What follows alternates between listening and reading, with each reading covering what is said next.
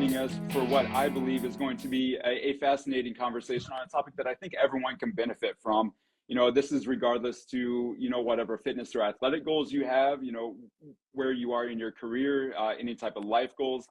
So you are definitely going to find benefit in this conversation. As you've probably seen or heard, my guest today is Dr. Robert Schinke. He is a professor of kinesiology and health sciences at Laurentian University in Sudbury, Ontario. He serves as the senior co-editor for the International Journal of Sport and Exercise Psychology, and is the editor-in-chief of the Journal of Sports Psychology in Action. He currently serves as the president of the International Society of Sports Psychology. And over the last 20 plus years, he has worked with, world champion and professional athletes, including some at the Olympic level at the Olympic Games. So he's here to tell us all about his experiences in the field of psychology and sports psychology, and his newly released book, Gifted: 8 Steps to Succeeding in Sport, Work, and Life. So again, thank you so much. I really appreciate it. And like I said, I have been looking forward to this conversation since I knew that the book was being released. So thank you so much. Absolutely, my pleasure. I'm looking forward to this discussion. So I did give listeners a little bit of a background on kind of what you do, but I'm interested in how you got here. So what interested in you getting involved in the field of psychology, sports psychology, and I guess, how did you get to where you are today? Yeah, it's an interesting, legitimate question, and every sports psychology consultant has their own story in terms of a story of origin to where they currently are. Mine came obviously from a background in athletics. When I was young, my mother remarried an equestrian coach, and from the very beginning, when I started riding as a show jumper and 3-day eventer, I trained with him and landed up competing at a provincial level, and then at a national level, and then at the junior level, North and South American Championships 4 times, and then made my first Pan American Games team in 1987. I was still a junior at 21 years old, and that was my first exposure to high performance sport. And I came across sports psychology and a sports psychology consultant in a training camp in advance of going to Indianapolis for the Pan American Games. And it was 2 weeks beforehand that the person was speaking about applied skills and the importance of those skills, and they are very important, but 2 weeks before an event is certainly not the time to engage in that discussion for the first time. My performances at a junior level were quite good. I went as high as being top 10 in the world as a junior. Oh, wow. Yeah, very good. And I was competing at the senior level. I was the youngest member on the national team, and I was still a full-time university student studying an English major at the University of Ottawa. And that's wasn't sure quite what I wanted to do, but what I found as an equestrian was that I was really inconsistent in my performances. So some days I'd be really quite good, and I'd beaten a number of Olympic champions and world champions early on in my senior career, and then other times I would be completely disorganized, nervous, lacking in confidence, lacking in resilience, and it begged the question, what was really going on? Seeing that I wasn't a full-time athlete like many of my teammates were, I was also a full-time student, so I had a dual career, I would say, in the career transition scholarship. And when I finished my undergrad and I wasn't quite sure what I wanted to do with my life, I certainly didn't want to be a full-time athlete to the rest of my career. I had other interests.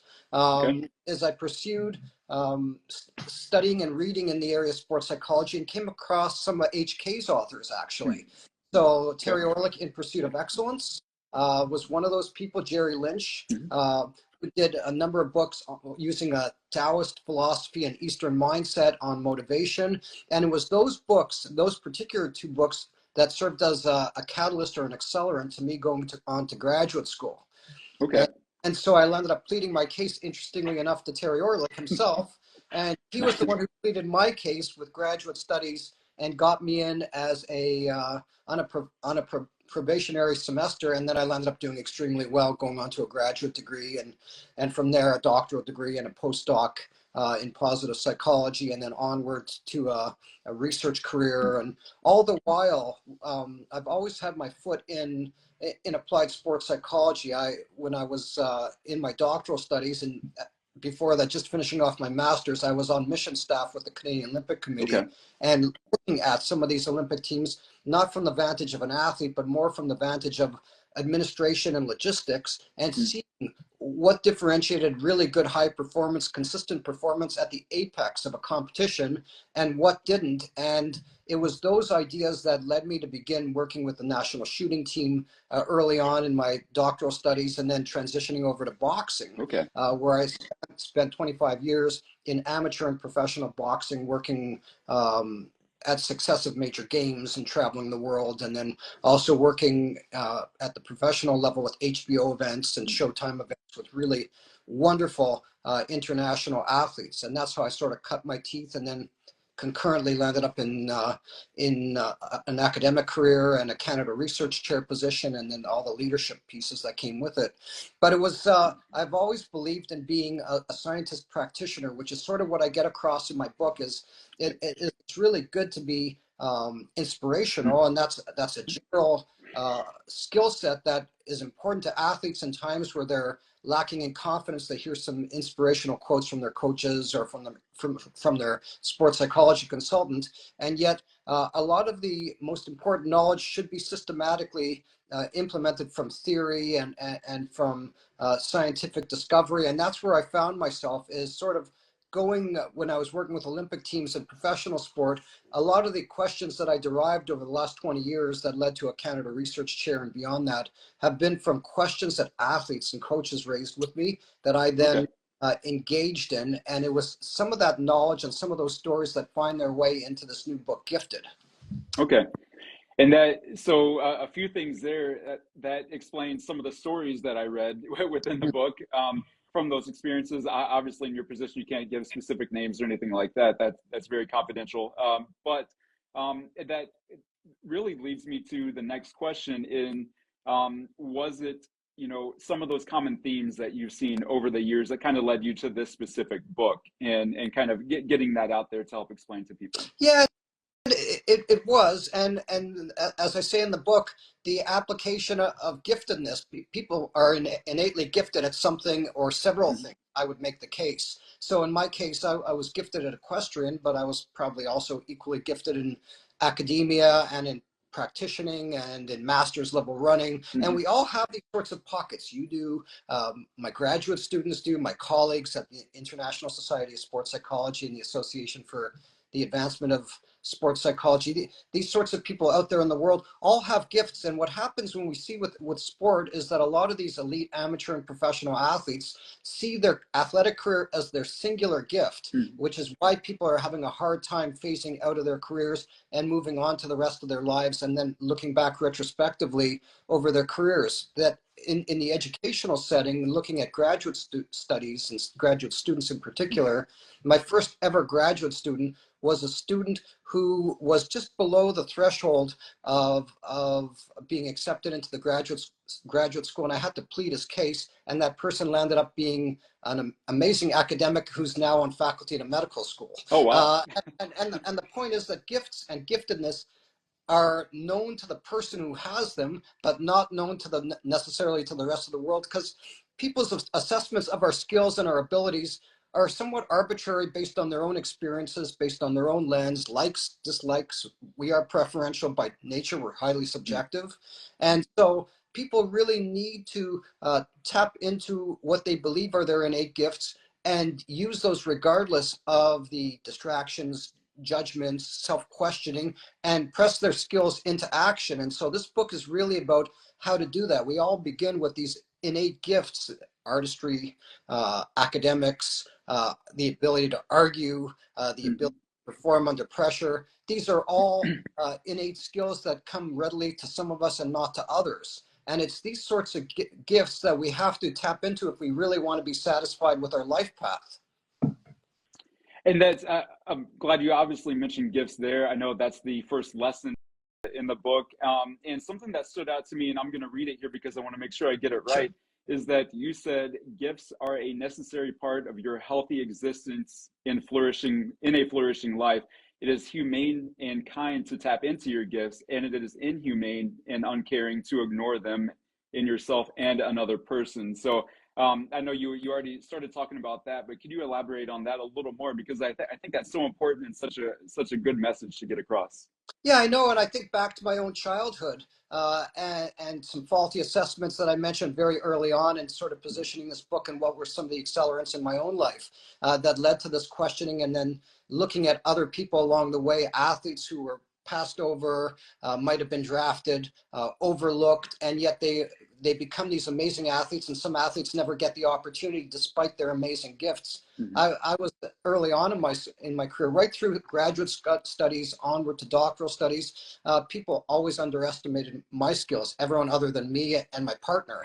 And we stuck steadfast, and I stuck steadfast to my belief that I was going to be a good scientist and a good practitioner and a good person, and put the image in my mind was what I pressed forward with. And when I was pressing forward in a truthful way with what I was doing, or when I was working with athletes, when they were pressing forward with what they believed to be their skill sets, be it in boxing or in triathlon or whatever was their desired skill, they were always satisfied with themselves and in their own skin. And yet oftentimes we may get judgments from outside of ourselves, or we may question whether we're really good enough. And when we start doing that and deviating from what we're really good at, that's when dissatisfaction comes into play, and people become soured with time and put off. And oftentimes really wonderful gifts are not materialized because of self-questioning and the questioning in our environment. And we have to surpass these questions from within and without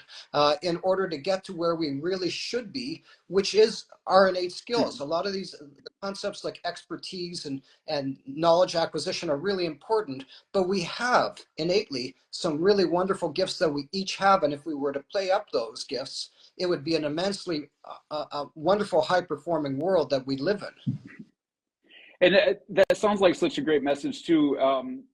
What you mentioned is those high performing athletes are sometimes they are even questioning themselves and what they are capable of. Sometimes I think maybe athletes say maybe at a lower level, they question themselves and maybe get it in their head that maybe this isn't for them. They're not good enough. They're not going to accomplish, their dreams.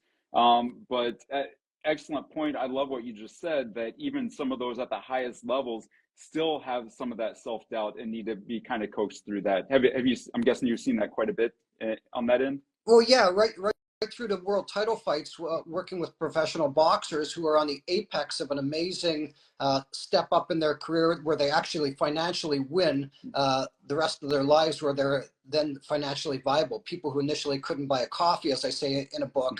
And it very much is like the story of Rocky or the Cinderella Man, and these wonderful metaphors that we can all learn from. And they get to this point where they're so close that they can touch that excellence, and yet there's always this question of whether they're good enough. Mm-hmm. And that's where our years and years of arguing in sports psychology about process orientation, really about staying on our own path and capturing and engaging with and pursuing what is valuable to us, is ever so important, especially when you're at the precipice. It's easy when you're far away temporally from where it is you want to go, but when you get really close to touching that level of excellence and you reach out, the question is, some people go forward and some people retreat, or they get frozen in that situation.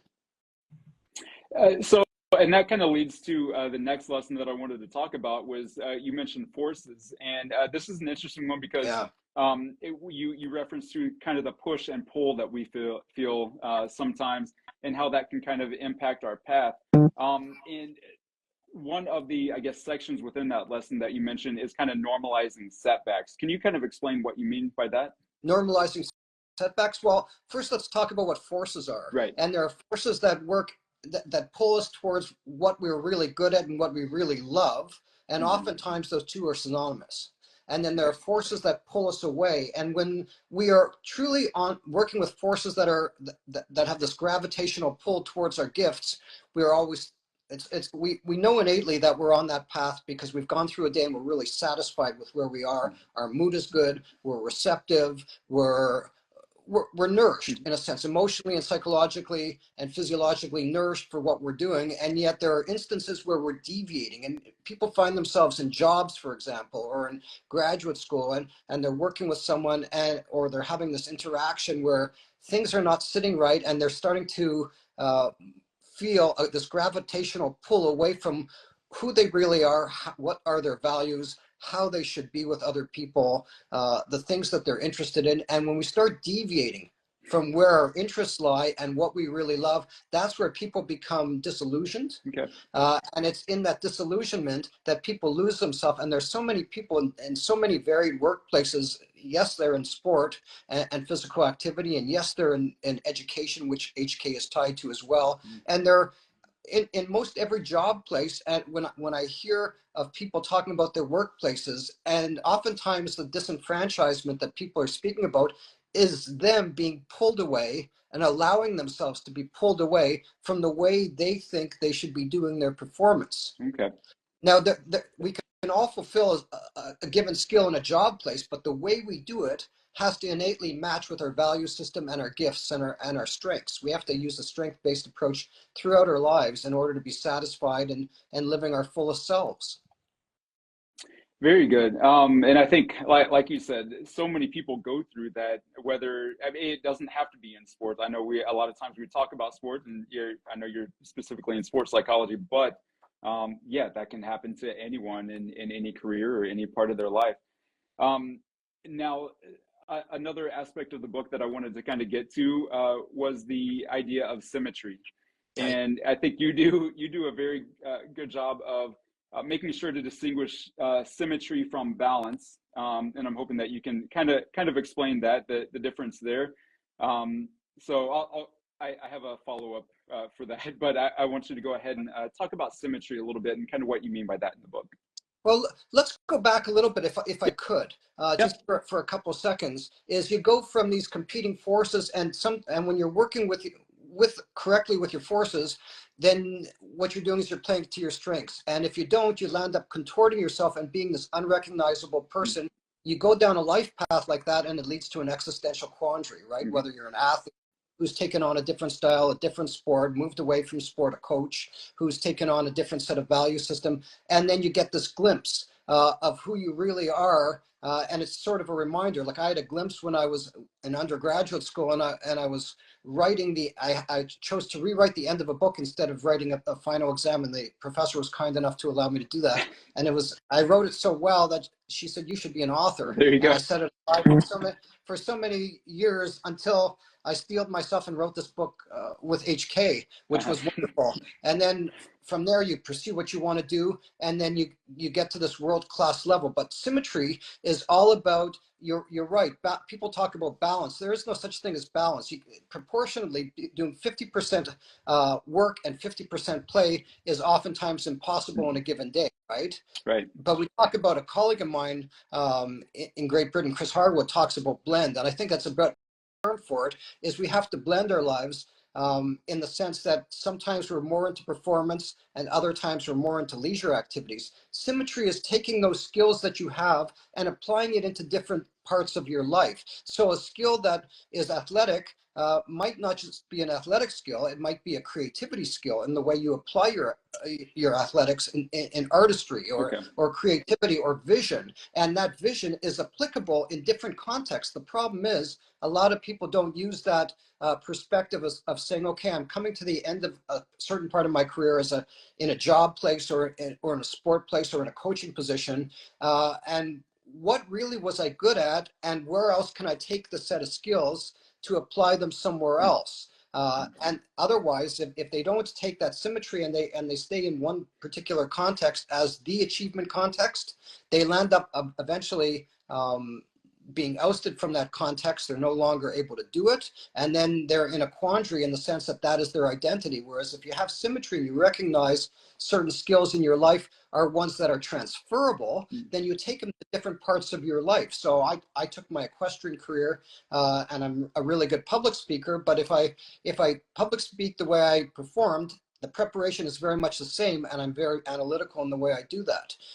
The way I competed as an equestrian is now the way I'm ramping up for a marathon. So we apply things in our lives to different aspects that they're not singular. Like the skills you have in one context are transferable to other contexts in your life. Okay. And it sounds like that speaks to when you talked about making healthy life transitions, kind of pulling everything together to see how one aspect of your life or something that you're good at can be relatable to another aspect. I guess I'm curious then, is that something you talk a lot about to athletes, especially those at a high level, maybe they're a professional athlete for a long time? Because I think from a distance anyway, we hear so much about pro athletes, they get to the end of their career and then it's kind of like they have no clue what to do after that. It's like they've been so regimented, or maybe they've been so involved in their athletic career that they have no idea what to do after that. So how do you kind of help them transition there? Yeah, being regimented is a transferable skill in a symmetrical lifestyle. Okay. However, the ability to take one's gifts and plan early enough, like when I'm working with athletes, one of the things that I always speak with them about early enough is about what's coming next. So I might be working with in a certain case with a combative sport athlete, and the person's next stage of their career might be wanting to be a park warden, and we start discussing these sorts of things. And do they have a dual career? Have they considered going back to school? And life interests and partner interests and hobby interests. And these are very important regardless of, and I work with professional athletes in different sorts of sports, and not all of them are combative. Some of them are endurance sports and some of them are team sports. Mm-hmm. And they all have to, when they come on with me, it's not for a singular purpose. It's more of a holistic approach to making sure that they're well. And the only way to make sure someone's well is to make sure that they have more than a singular identity. And that singular identity is not just that of an athlete. It's that of a person with multiple interests. So today I was speaking with someone from an artistic sport, and we were talking not just about that sport, but about how they apply that to endurance running and how they apply that to actual art, where the person really, it's no longer a sport discussion, but it's other skills. And that person's gifted in various contexts. And so they're not anchored into one gift defining who they are. I think that's such a great message, because I think a lot of people, regardless of their career, what area of life they're in, I think everyone struggles with that. And we talk about, being so, I guess, consumed with your career that maybe you don't have any interest outside of that career. And that it sounds like that could be very problematic in that sense, because you don't have anything to transfer to. It is highly problematic, but it's also problematic to the workplace to encourage that way of thinking, or to the sport environment or the professional sport team to encourage only that athletic identity, because the person needs to go home and recharge in order to be creative and not just do rote performance, right? Mm-hmm. So the person has to be holistically well in order to be persistent, resilient, healthy, curious, and progressive in their knowledge. Otherwise, they over time become stuck, and physical talent alone is necessary but insufficient. Okay, and that goes into something else, of course, that you talk about in the book, which is self-care, and making sure that you're taking care of obviously your body, but also your mind. I know you obviously talk about sleep, avoiding exhaustion. So I guess to really emphasize that, how important is all of that? Regardless of what area you're working in. It's all important, and one part of a day does not define the 24 hours. And if you wish to live that 24 hours as a sport performer, and you cannot recharge, and you cannot find a little bit of blend and an ability to switch perspectives to something else, you're not going to become reinvigorated with the sport environment where you're seeking to be an athlete, a coach, a manager. Mm-hmm. And that's a really challenging thing, especially at the high performance level, especially at the professional level, especially at the apex of the professional level. When people are fully into their job and that's their identity, that's an unhealthy thing for the organization. So it's an organizational approach that has to curate a value that is a little bit more holistic, so that the person can pursue that excellence in the work environment for a prolonged period of time, or in the athletic career for a prolonged period of time. Okay, and I think we see that in not all organizations. Some organizations are excellent at that, I think, but then there are others that, like I'm sure a lot of us have seen, that don't put an emphasis on that, and then that becomes problematic, obviously. So it is, and it's been around for so long, and even 50 years ago, when Terry Orlick was doing research on careers, and he's not as recognized as much as he should be for his qualitative research, but they couldn't figure out why people couldn't exit out a sport or exit out healthily enough to go on with the rest of their lives. And then they were living their identities, their athletic identities 20 years after the fact. And the reason why is because they didn't have multiple identities and a symmetrical way of living in their lives. And then the ability to transition. Even when something is really good and you're gifted at something, you should be germinating new ideas of where it is you want to go next and starting to explore new ideas so that new fields are fertile, so that you can do a strategic abandonment of one interest area in order to pursue another one. Okay, very good. And I know that I told you that we wouldn't take up too much of your time today, but one other thing that I want to make sure to get to is kind of wrapping up the book. And you talk about the idea of regifting, which sounds so important and really a healthy way to go about it. Yeah. It's colossal. Regifting is the athlete who then becomes the coach or the promoter or the sport manager, a sport agent or something else. But it's the ability to mentor other people as kindly or even more kindly than you've been mentored yourself. And that is a way of nourishing another skill within yourself, which is that of mentor and that of contributor to the next generation of excellence. And I see oftentimes even in educational settings, people are very good at publishing and they're not as good at mentoring and regifting, creating a next generation, and which leads to the next generation being really jaded. And it's really important that we foster curiosity and love of learning and love of performance and love of excellence and love of a global perspective to that next generation so that they can go further and surpass us. That is the ultimate objective, right? So regifting human imperative in sport, beyond sport, in a personal life, in every aspect of one's life. I think that's an amazing perspective that I think we would all benefit from if so many other people could look at it that way and just kind of, I guess, becoming an expert to a degree in whatever you're interested in. And then again, like passing that on so that hopefully we can keep growing in whatever field we're in, and just as humans.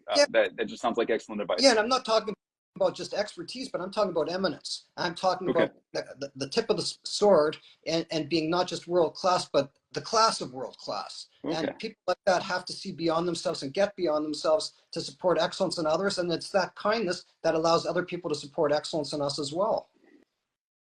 Awesome. Like I said, awesome perspective there. We have been talking for a little bit. I said that I wouldn't take up too much. I want to be respectful of your time, I should say. But for everyone listening, I highly, highly recommend to get a copy of this book. Again, it's titled Gifted: 8 Steps to Succeeding in Sport, Work, and Life. We've covered so much information in that relatively short amount of time, but we've only really scratched the surface of what is actually in the book and the true benefits that you will get from the book. So like I said earlier, from consuming the book myself, I know that it doesn't matter if you are an athlete, you're working in the service industry, you are a CEO or a business leader of a company. There are specific areas where I think everyone can improve, and you will definitely learn from this book and this resource. So again, grab your copy. It is on our website, us.humankinetics.com. I know it's also on Amazon and probably many more places that you can find it. Again, thank you so much for your time. I really appreciate the conversation. And I will actually give you the last word here to kind of wrap it up and maybe let everyone know where they can follow up on all the great work that you're doing. Obviously, the book, I know that you're heavy in research too, which obviously gives us good direction. So I have a research profile as well, but I think the most important part of what we do, even as academicians or as performers or as consultants, is making sure that what we do is accessible to a lot of people and it resonates with them. And I think the only way to have things resonate is to think from the vantage of a consumer and someone who's seeking to perform day in and day out with their lives. And I think that that's what this book really encapsulates, or I hope it encapsulates. That was my intention. And I really had a great time speaking today. It was really amazing. No, it was. I really enjoyed it too. Maybe we can hook up and do it again sometime. I would just love that. I would as well. So again, thank you so much. And I hope you have a great rest of your day. All right. Thank you so much.